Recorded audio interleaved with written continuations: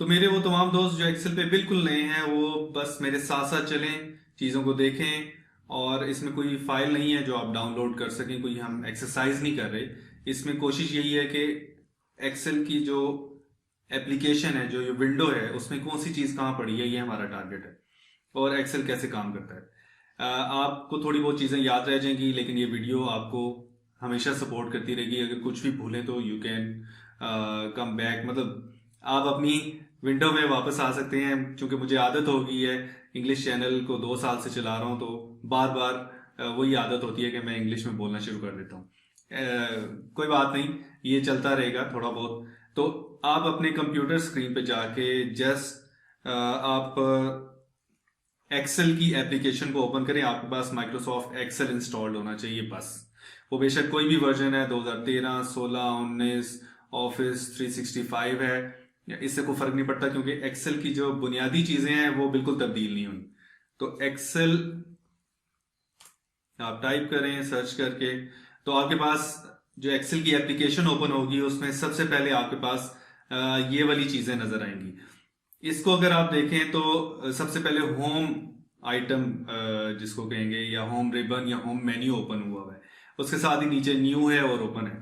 Home میں آپ کو تقریباً ساری چیزیں مل جائیں گی. جیسے سب سے پہلی آپشن وہ بتا رہا ہے کہ بلینک ورک بک. اس کو ورک بک کیوں کہتے ہیں یہ میں آپ کو تھوڑی دیر میں بتاتا ہوں، لیکن ابھی آپ صرف یہ دیکھ لیں کہ اس کو ایک خالی فائل اوپن کرنے کے لیے آپ اس کو کلک کر سکتے ہیں.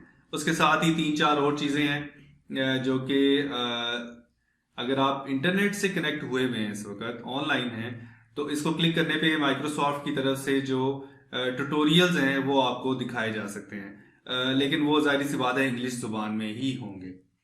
اس سے نیچے آپ کے پاس ان فائلوں کی لسٹ آ رہی ہے جو آپ نے پچھلے کچھ دنوں میں اوپن کی ہوئی ہیں. تو آپ کو وہ فائلیں ان کی لوکیشن جہاں پہ وہ سیو ہوئی ہوئی ہیں اس پہ جا کے اوپن کرنے کی ضرورت نہیں ہے. آپ یہیں سے ایکسل کی ایپلیکیشن اوپن کر کے وہ فائلیں اوپن کر سکتے ہیں. اسی طرح نیو میں یہی چیز ہے، آپ فردر بھی اس کو کھول کے دیکھ سکتے ہیں، اور کچھ ٹیمپلیٹس ہیں جو مائکروسافٹ کی طرف سے ہیں. اس طرح اوپن میں وہی چیزیں ہیں جو آپ یا تو براؤز کر کے اس فائل کی لوکیشن پہ جا کے اوپن کر سکتے ہیں، ورنہ وہ جو لسٹ ہے جیسے ہم نے ہوم میں کہا تھا کہ جی جو آپ نے فائلیں پچھلے کچھ دنوں میں اوپن کی تھی وہ آپ کو نظر آ رہی ہوگی. تو ہم بلینک ورک بک پہ کلک کرتے ہیں. اس کو کلک کرتے ساتھ ہی آپ کے پاس ایکسل کی فائل اوپن ہو جائے گی، اور سب سے اوپر آپ کو نام نظر آ رہا ہوگا بک 1. تو یہ اپنی طور پہ بس بک 1، بک 2، بک 3 اگر آپ سیو نہیں کرتے تو اسی طرح اس کے نام رکھ رکھ کے فائلیں اوپن کرتا جائے گا. تو ایکسل پہ یا ورڈ یا آفس کی کوئی بھی ایپلیکیشن پہ کام کرنے کا سب سے بنیادی اصول آپ یاد رکھیں تو آپ کبھی مار نہیں کھائیں گے کہ فائل اوپن کرتے ساتھ ہی اس کو آپ سیو ضرور کر لیں، باقی کام تو پھر ہوتا رہے گا. تو آپ نے فائل میں جا کے، یا تو آپ کے پاس کوئک ایکسس ٹول بار ہو، اس کا ہم بعد میں ذکر کریں گے، تو فائل میں جا کے آپ کے پاس سیو اور سیو ایز کی 2 آپشن ہے. تو آپ سیو کو کلک کریں کیونکہ پہلی دفعہ آپ سیو کر رہے ہیں اس کو، تو سیو کریں گے اور براؤز یہاں پہ آ رہا ہے نیچے. تو اس کا مطلب ہے کہ آپ اس اپنے کمپیوٹر کے اندر کسی بھی ڈسک میں جا کے اس کو سیو کر سکتے ہیں، اور اس کا نام اپنی مرضی سے آپ رکھ سکتے ہیں. یہ میں لکھ دیتا ہوں کہ ایکسل فار بگنرز کے نام سے یہ میں نے فائل سیو کر دی ہے، اور لوکیشن میں نے اپنی مرضی سے کوئی بھی رکھ سکتا ہوں، اور سیو کلک کر دیں. اس کی شارٹ کٹ کی بھی ہے کنٹرول ایس کے نام سے. تو جو ہی آپ کنٹرول ایس پریس کریں گے تو یہ سیو ہو جائے گی، اور اگر آپ پہلی بار سیو کر رہے ہیں تو وہی باکس اوپن ہوگا جس میں آپ لوکیشن اور نام رکھ سکتے ہیں. لیکن اگر آپ پہلے اس کو سیو کر چکے ہیں تو کنٹرول ایس پہ یہ بس سیو کر دے گا اسی لوکیشن پہ نئے فائل جو بھی اس میں آپ نے تھوڑی بہت تبدیلیاں کی ہوں گی. اب آتے ہیں کہ اس کو ورک بک کیوں کہتے ہیں. بھائی یہ تو ایک کمپیوٹر کی فائل ہے، وہ کتاب تو نہیں ہے، لیکن جس طرح ایک کتاب کے اندر بہت سارے پیجز ہوتے ہیں، اسی طرح جو ورک بک یا ایکسل کی فائل ہے اس میں بہت ساری شیٹس ہوتی ہیں. ابھی آپ کو یہ نیچے کی طرف اگر آپ دیکھیں گے تو شیٹ 1 کے نام سے ایک شیٹ ہے اس میں، تو یہ پوری کی پوری ایک شیٹ ہے. تو آپ یہ سمجھ لیں کہ یہ اس بک کا ایک ورکہ ہے یا پیج ہے. اس طرح آپ مزید پیجز یا مزید شیٹس اس میں ایڈ کر سکتے ہیں. اسی شیٹ کے ساتھ آپ کو ایک پلس کا سائن نظر آ رہا ہوگا, اس کو آپ جو ہی کلک کرتے جائیں گے تو نئے پیجز یا نئی شیٹس ایڈ ہوتی جائیں گی, اسی لیے اس کو ورک بک کہتے ہیں. اس شیٹ کا آپ نام اپنی مرضی سے رکھ سکتے ہیں, کیونکہ شیٹ 1 2 3 تو نہیں پتا چلے گا کہ اچھا 1 میں کیا رکھا تھا میں نے, 2 میں کیا ڈالا تھا. تو آپ شیٹ 1 کو ڈبل کلک کریں اور یہاں پہ آپ اس کا نام رکھ سکتے ہیں. مثال کے طور پہ یہ آپ کی ایسی شیٹ ہے جس میں آپ نے کچھ سمری بنائی ہوئی ہے مختلف پیسوں کی حساب کتاب کی, تو آپ اس کو ٹاپ شیٹ کہہ سکتے ہیں یا سمری شیٹ کہہ سکتے ہیں اور انٹر کریں تو اس کا نام یہ اب سیو ہو گیا, اور اس کے بعد آپ کنٹرول ایس پریس کر دیں گے تو آپ کی یہ والی فائل اس تبدیلی کے ساتھ سیو ہو گئی ہے. اسی طرح شیٹ 2 ہے, آپ اس کو ڈیٹیل شیٹ کا نام دے سکتے ہیں.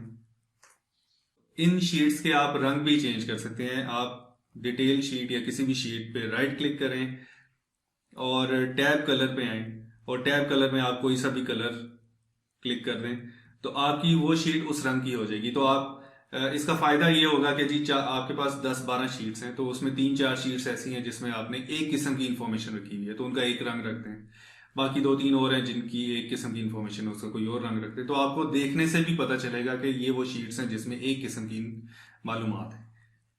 اب ہم آتے ہیں اپنی پیج یا شیٹ کے اندر والے حصے پہ.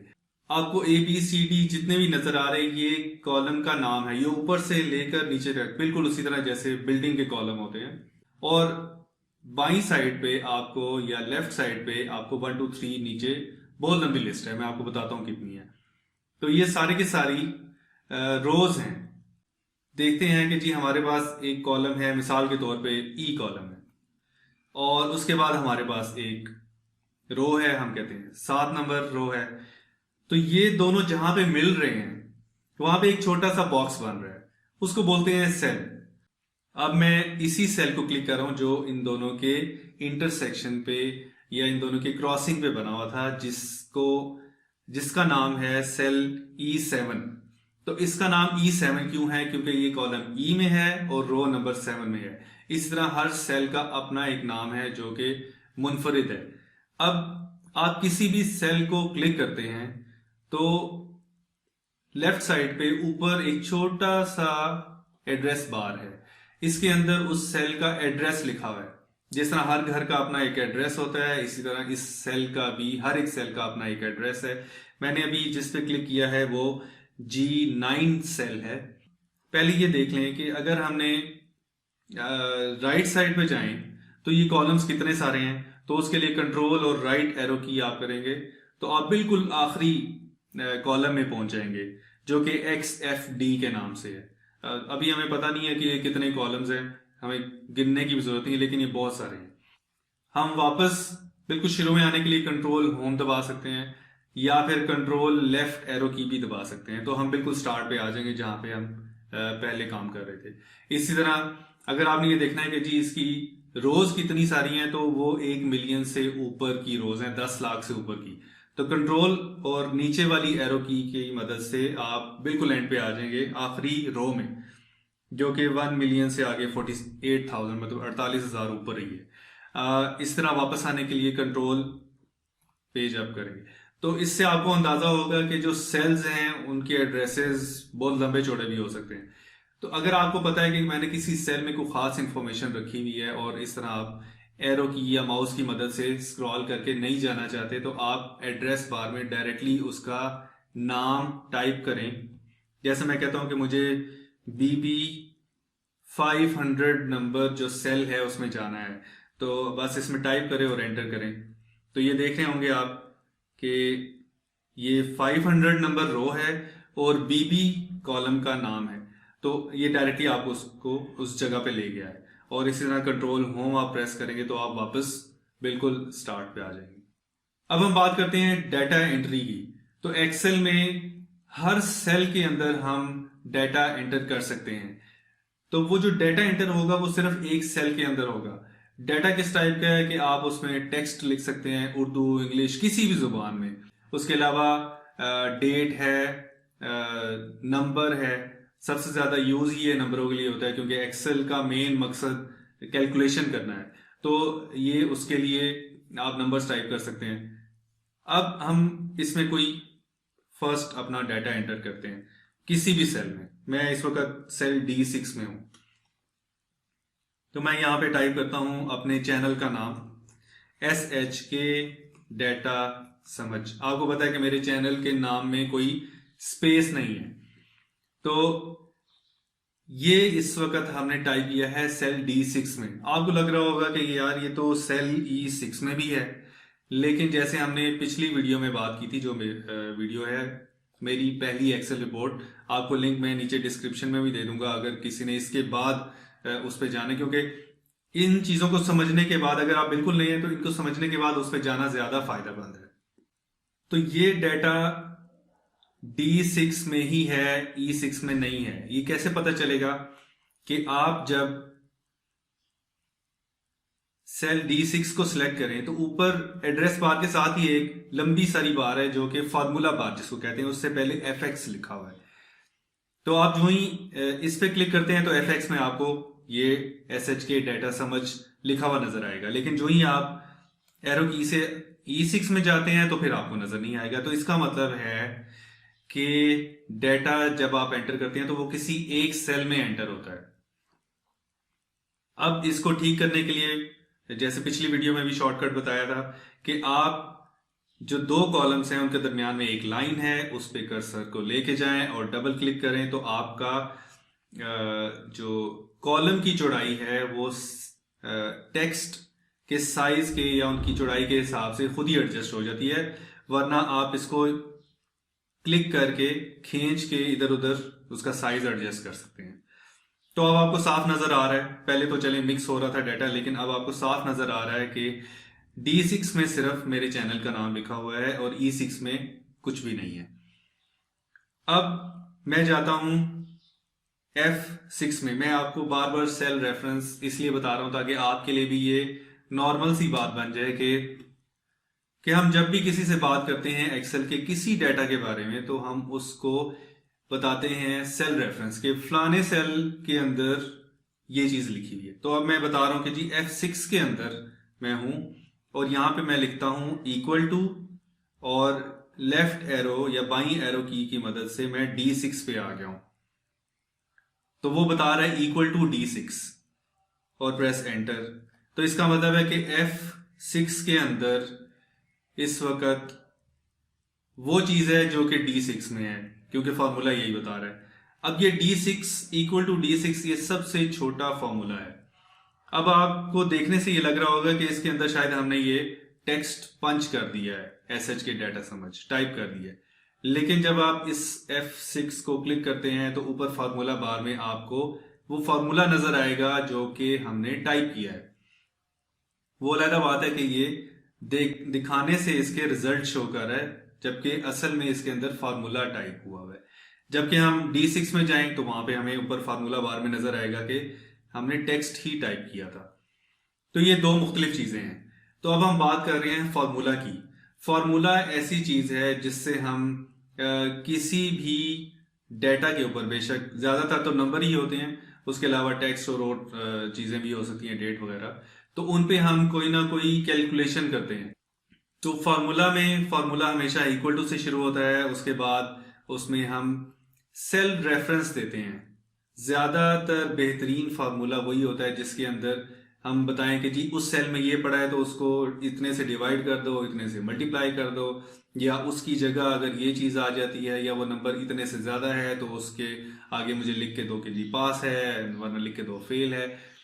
تو بہترین فارمولے وہ ہوتے ہیں جس میں ہم صرف سیل ریفرنس اور جو میتھس کے نشان ہوتے ہیں equal to, plus, minus, divide, multiply, یہ سارے نشان استعمال کر کے، اور کچھ اور ہیں جو اس فارمولے کا پارٹ ہوتے ہیں جیسے بریکٹس ہیں، کومے ہیں، تو یہ ساری چیزیں استعمال کر کے جو چیز بنتی ہے اس کو فارمولا کہتے ہیں. اور یہ سب سے چھوٹا فارمولا تھا جو ہم نے ٹائپ کیا ہے کہ بالکل فارمولا بار کے اندر ہے اور ہم اس کو ٹائپ کر سکتے ہیں. اور اگر ہمیں فارمولا نہیں پتا تو ہم کیا کریں گے؟ یا تو ہم گوگل کریں گے یا کوئی ویڈیوز دیکھیں گے یوٹیوب پہ. اس کے علاوہ ایکسل کے اندر اپنے اندر بھی فیچر ہے کہ جی آپ اگر سیکھنا چاہ رہے ہیں کہ یہ فارمولا کیسے لگے گا تو کیا ہوگا، تو اس کا ایک طریقہ ہے کہ آپ کو किसी भी सेल को सिलेक्ट करके यहाँ पे एफ एक्स आपको नजर आ रहा होगा। जैसे हमने एक फॉर्मूला सीखा था सम का, तो मैं इधर लिखता हूँ इक्वल टू सम और टैब दबा देता हूँ, तो ये फॉर्मूला शुरू हो गया है सम का। यहाँ पे आपको नजर आ रहा होगा एफ एक्स।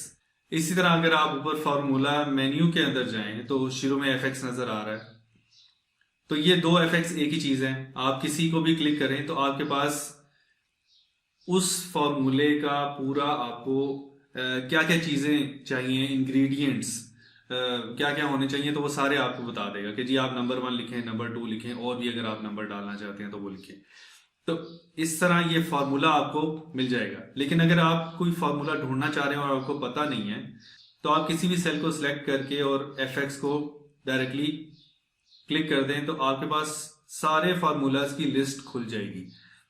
कुछ वो फार्मूला हैं जो आमतौर पे इस्तेमाल होते हैं, वो आपके सामने आ जाएंगे। अगर आप बाकी फार्मूला देखना चाह रहे हैं तो ऑल कर दें, तो ये सारे के सारे एक्सेल के फार्मूलाज की लिस्ट आ जाएगी। और किसी भी फार्मूला को बेशक आपको नहीं भी आता तो आप उसको डबल क्लिक करें तो वो आपको बताएगा कि ये फार्मूला क्या है, क्या कैलकुलेशन करता है, और जो आपने अभी डाटा उठाया हुआ है उसके रिजल्ट्स क्या आएंगे। तो ये बेसिक चीज है, ये आपको पता होनी चाहिए। कोई भी फार्मूला आप सीख रहे हैं तो गूगल तो आप कर ही सकते हैं, यूट्यूब भी जा सकते हैं, लेकिन आप इस तरह एक्सेल के अंदर से भी सीख सकते हैं कि फार्मूला कौन सा क्या करता है।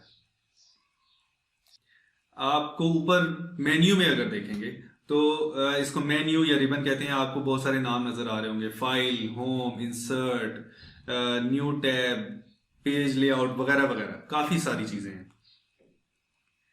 तो होम में अगर आए तो ये सबसे ज्यादा इस्तेमाल होने वाला रिबन है या मेन्यू है एक्सेल का। इसके अंदर ज्यादातर आपके टेक्स्ट को या जो भी आपने डाटा टाइप किया हुआ है, अंदर पंच किया हुआ है, उसको फॉर्मेट करना है आपने, उसका कलर चेंज करना है, उसको हाईलाइट करना है, बोल्ड करना है। तो ये हम इसको हाईलाइट कर सकते हैं, इसको हम बोल्ड कर सकते हैं, इटैलिक कर सकते हैं। तो ये सारी वो चीजें हैं जो कि अगर आपने वर्ड यूज किया हुआ है तो ये वर्ड की तरह अप्लाई हो जाती हैं। वर्ड में आपको लाइन या पैराग्राफ सिलेक्ट करना होता है या एक लफ्ज सिलेक्ट करना होता है और उस पर अप्लाई करना होता है। इसमें आपको सिर्फ वो सेल सिलेक्ट करना है जिसपे आपने ये फॉर्मेटिंग करनी है। तो इसकी अलाइनमेंट है, जैसे वर्ड में होता है कि जी राइट अलाइन कर दो, लेफ्ट अलाइन कर दो, उसको सेंटर में ले आओ पेज के। तो ये सारी चीजें इसमें भी मौजूद हैं। उसके अलावा जो हमने माय फर्स्ट एक्सेल रिपोर्ट या मेरी पहली एक्सेल रिपोर्ट के अंदर शॉर्टकट की सीखी थी कि हम कॉलम, नया कॉलम इंसर्ट कर सकते हैं या नई रो इंसर्ट कर सकते हैं, इसी तरह इनको डिलीट कर सकते हैं। तो उसकी ऑप्शंस होम रिबन के अंदर भी मौजूद हैं, तो आप यहाँ से भी उनको इस्तेमाल कर सकते हैं। और शॉर्टकट कीज तो हमने सीख ही ली हैं। इसके अलावा इंसर्ट है, इंसर्ट के अंदर पिवट टेबल और ये सारी चीजें जो हम आहिस्ता आहिस्ता सीखेंगे। अभी हम सिर्फ देख रहे हैं कि अच्छा ये चीजें यहाँ पे पड़ी हुई हैं। चार्ट अगर आपने किसी डाटा पे डालना है तो ये चार्ट्स हैं। और सबसे मजे की चीज, क्योंकि आप नया नया शुरू किया है, तो बिल्कुल राइट साइड पे तकरीबन एंड पे आपके पास एक टेक्स्ट आ रहा है। ये वो वर्ड आर्ट है जिसपे हम लोगों ने जब शुरू किया था MS वर्ड को सीखना, तो हम इससे अपना नाम लिख के और उसको मुख्तलिफ कलर्स दे के और प्रिंट करते थे। तो यहाँ पे आप टेक्स्ट पे जाके, वर्ड आर्ट में जाके और कोई भी फॉर्मेट लेके और उस पर अपना